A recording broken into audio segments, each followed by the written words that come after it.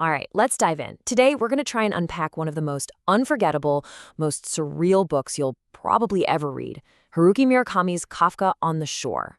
And, calling it a story doesn't even feel right. It's more like a beautiful, totally mind-bending puzzle. And right from the get-go, you just know you're in for something different. People call it hypnotic, and that's the perfect word for it. It's this incredible mix of old myths, magical realism, and a really deep exploration of what goes on inside our heads.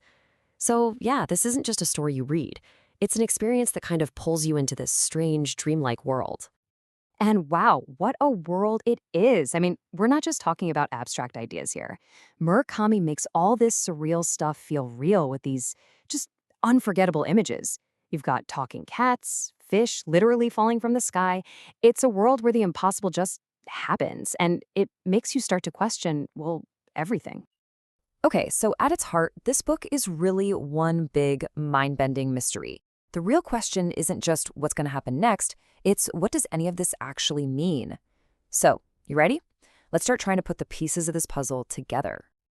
Now, the first thing you have to get your head around to even begin to understand this story is its structure. It's really unique. It's all about two destinies, two characters who seem totally separate, but are connected in these mysterious, powerful ways. So on one side, you've got Kafka Tamura. He's this really smart but very isolated 15-year-old who's running away from this terrible prophecy. Then on the complete other end of the spectrum, there's Satoru Nakata. He's an old man, very simple, can't even read, and get this, he can talk to cats. I mean, their journeys could not be more different, right?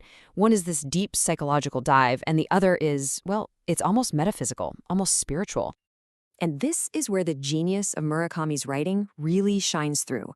Because here's the thing, these two main characters, they never actually meet, not once.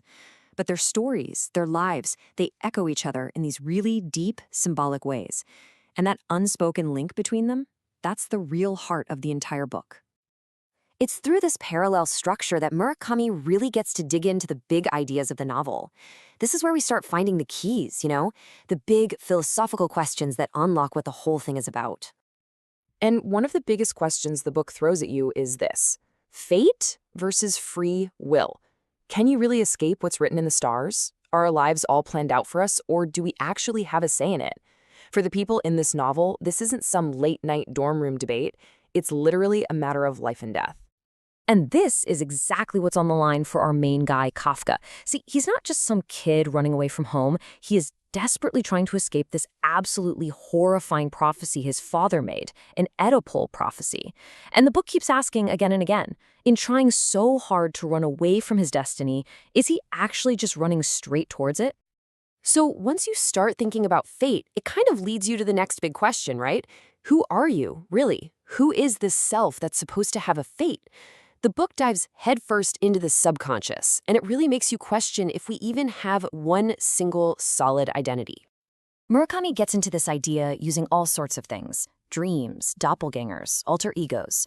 A great example is this character called the boy named Crow. He's not a real person. He's Kafka's inner voice, that tough survival instinct part of him.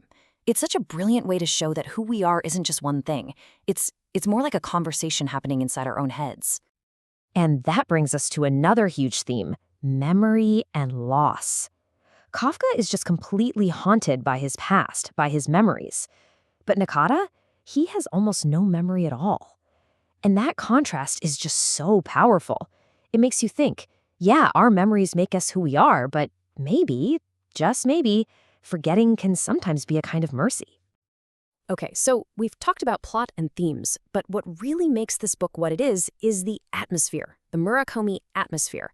The feeling of the story is way more important to him than a simple, straightforward plot. And let me tell you, he is an absolute master at creating that mood. His writing style is so interesting because it feels really simple, almost calm. It's got this quiet, meditative vibe, and he's always weaving in these references to jazz and classical music and philosophy. But they're not just random details. They are absolutely essential to building the mood. He takes his time, He's never in a rush because that immersive atmosphere is way more important than just telling you what happens next. And this right here might be the most important thing to understand about this book. If you're the kind of reader who needs a nice, tidy ending where every single question gets answered, well, you're not going to get it. The ambiguity, all those loose ends, that's the whole point. It is 100% intentional. So when you start to put all these pieces together, the two storylines, those really deep themes, that totally unique atmosphere, you start to realize something crucial. This book isn't trying to give you an answer. It's trying to give you an experience. Of course, an approach like this is going to have its fans and its critics, right? On the one hand, people are just blown away by the deep philosophy and the images that will stick with you forever.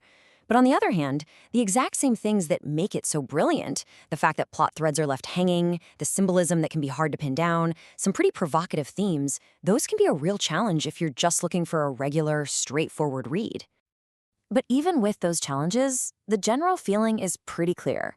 For its sheer ambition, for its strange beauty, and for the way it trusts the reader to figure things out, Kafka on the Shore is it's considered a modern masterpiece.